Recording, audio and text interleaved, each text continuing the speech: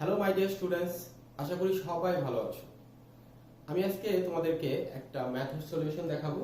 এই ম্যাথটা নিয়ে তোমাদের অনেকেরই প্রবলেম হচ্ছে। তো ম্যাথটা হচ্ছে আমাদের বিন্যাস ও সমাবেশ চ্যাপ্টার থেকে, এবং বিন্যাস এবং সমাবেশ নিয়ে সমন্বিত একটা প্রবলেম কিন্তু এটা। তো দেখো বোর্ডে প্রবলেমটা লেখা আছে, তো লেখার পার্টটুকু আমি একটু লিখে রেখেছি আমাদের সুবিধার জন্য। দেখো, ইঞ্জিনিয়ারিং শব্দটি হতে প্রতিবারে 4টি করে নিয়ে কত প্রকারে সাজানো যায়। তো এখানে কিন্তু বিন্যাস আর সমাবেশ দুইটাই আছে, কারণ তুমি ইঞ্জিনিয়ারিং শব্দটা থেকে কয়েকটা অক্ষর তুমি বাছাই করবে। বাছাই করা মানে কি, এখানে কিন্তু সমাবেশ চলে আসতেছে। আবার বাছাই করে সেই সংখ্যাগুলোকে তুমি সাজাবে, তাহলে সাজানোর ব্যাপারটা কি আমাদের বিন্যাস। তাহলে কিন্তু এখানে দুইটা জিনিসই আসতেছে। সো এই টাইপের অঙ্কগুলা তোমরা একটু ভুল করো, সো একটু মনোযোগ সহকারে দেখো। একটা অঙ্ক যদি তুমি বুঝে বুঝে করতে পারো, এই ধরনের অঙ্কে কিন্তু কখনোই প্রবলেম হবে না। সো একটু মনোযোগ দাও, খেয়াল করো। এখানে ইঞ্জিনিয়ারিং শব্দটাতে আমাদের টোটাল কিন্তু 11টা অক্ষর আছে।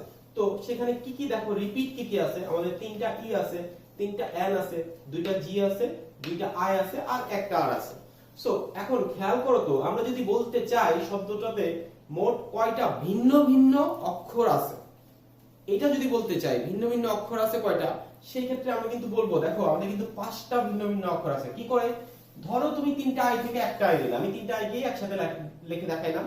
আবার 3টা এন থেকে একটা এন নিলা, 2টা জি থেকে একটা জি নিলা, 2টা আই থেকে একটা আই নিলা, আর একটা আর তো আছে। তাহলে দেখো তো এখান থেকে একটা একটা করে নিয়ে আর একটা আর আছে যেহেতু, তো আমাদের কিন্তু টোটাল 5টা ভিন্ন ভিন্ন অক্ষর আমরা পাবো।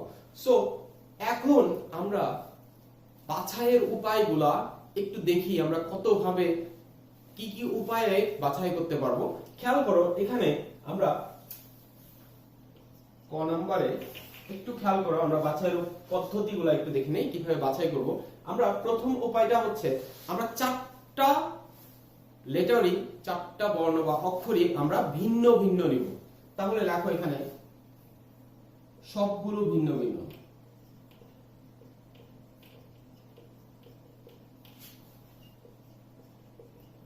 ওকে, সবগুলো ভিন্ন ভিন্ন। তার মানে এখন একটু খেয়াল করো, ভিন্ন ভিন্ন অক্ষর কয়টা আছে আমাদের। আমি কিন্তু এই যে এটা লিখছি, এটার জন্যই লেখা হয়েছে কিন্তু দেখো।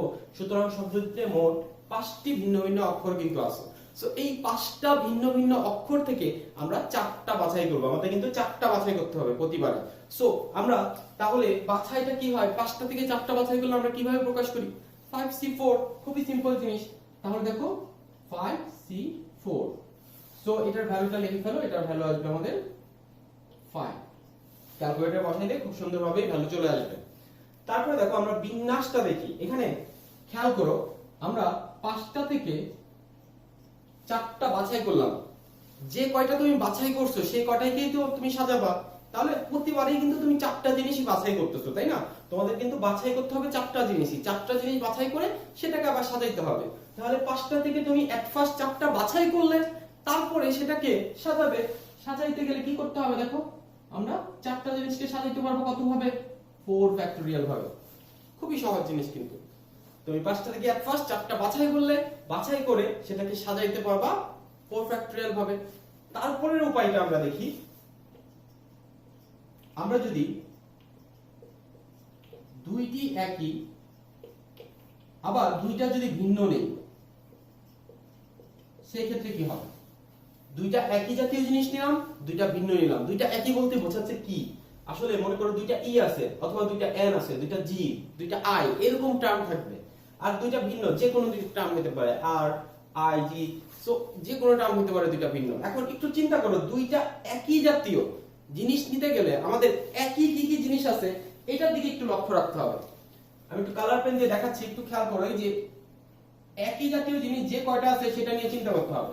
তো এখানে আমি কিন্তু এখান থেকে দুইটা নিতে পারি, দুইটাই নিতে পারি। আবার এখান থেকে দুইটা অ্যাড নিতে পারি, আর জি তো দুইটাই আছে।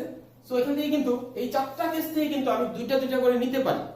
তাহলে দুইটা করে নেওয়ার কেস কিন্তু আমাদের 4টা। তাহলে আমরা 4টা থেকে, আমি যদি খেয়াল করো, 4টা থেকে আমরা যদি একটা বাছাই করি, তাহলেই কিন্তু আমাদের দুইটা একই বাছাই হয়ে যাচ্ছে। তাহলে দেখো আমরা সমাবেশটা লিখতেছি, 4টা থেকে আমরা জাস্ট একটা বাছাই করতেছি।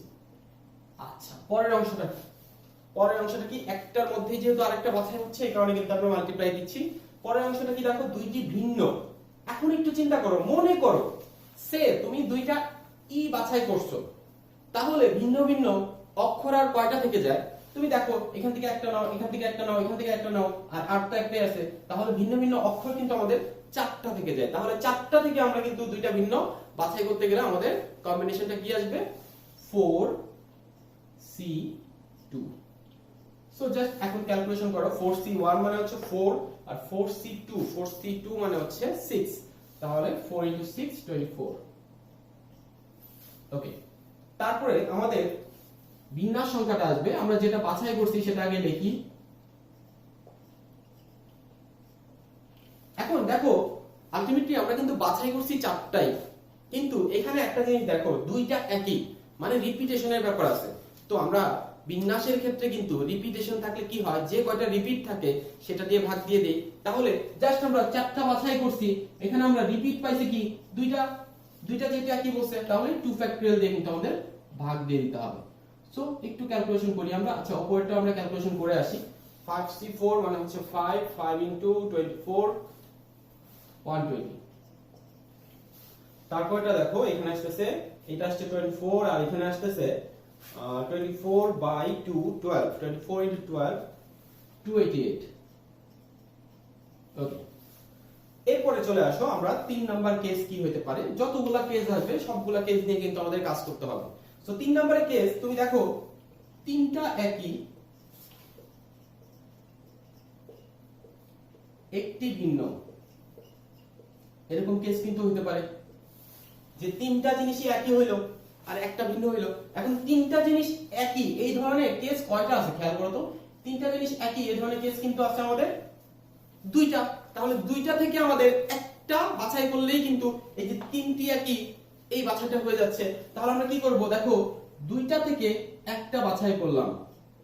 এখন খেয়াল করো, ধরো তুমি তিনটা ই বাছাই করছো, তাহলে ভিন্ন ভিন্ন অক্ষর আর কয়টা থাকে খেয়াল করো। এখান থেকে একটা নাও, এখান থেকে একটা নাও, এখান থেকে একটা নাও, এখান থেকে একটা নাও। তাহলে চারটা থেকে আমরা কিন্তু চারটা থেকে, এখান থেকে তিনটা থেকে একটা একটা করে নিয়ে আর সহ আমরা কিন্তু চারটা ভিন্ন ভিন্ন অক্ষর পাচ্ছি। তো আমরা চারটা থেকে কিন্তু এখন একটা বাছাই করব। তাহলে আমাদের সমাবেশটা চলে আসবে 4C1। এখন জাস্ট ক্যালকুলেশন করো। 2C1 মানে হচ্ছে 2, 4C1 মানে হচ্ছে 4, তাহলে 2 * 4 8। এরপরে জাস্ট বিন্যাসের ক্ষেত্রে কি হবে, আমরা যেটা বাছাই করলাম সেটাকে লিখি।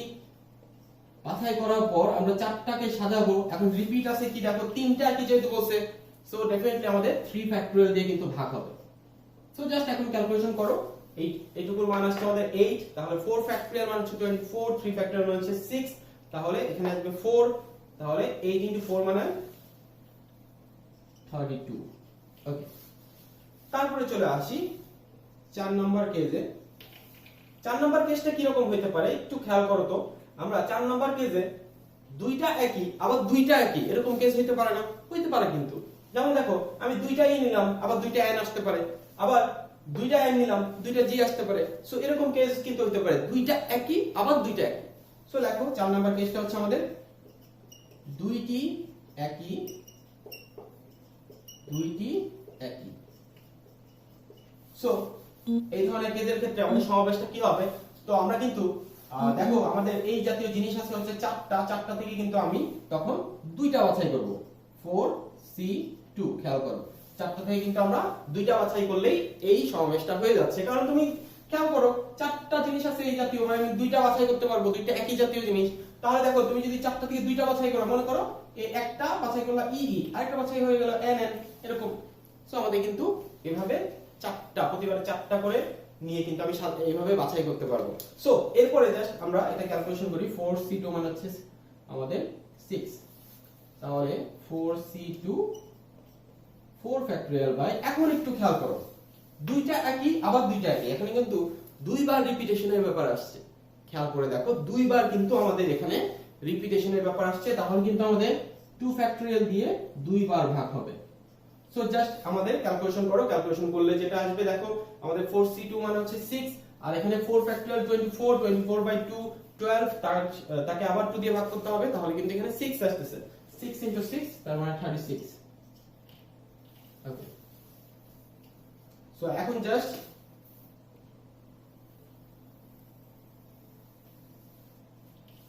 আমাদের বক্সটা কমপ্লিট হয়ে গেছে, আমাদের আর কোনোভাবে কিন্তু সাজানো যায় না। সো তোমরা দেখতে পারো আর কোনোভাবে সাজানো যায় কিনা। আর কোনোভাবে এই অঙ্কের ক্ষেত্রে আসলে আমরা বাছাই করতে পারবো না। সো আমাদের কাজ কিন্তু শেষ। সুতরাং আমাদের মোট সাজানোর উপায় কি হবে?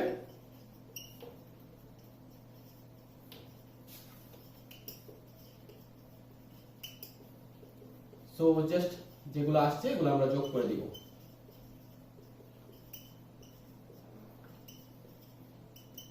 দেখো যোগ করে দিলে কত হচ্ছে? 8 16 16 6 1 3 3 6 6 আর 8 14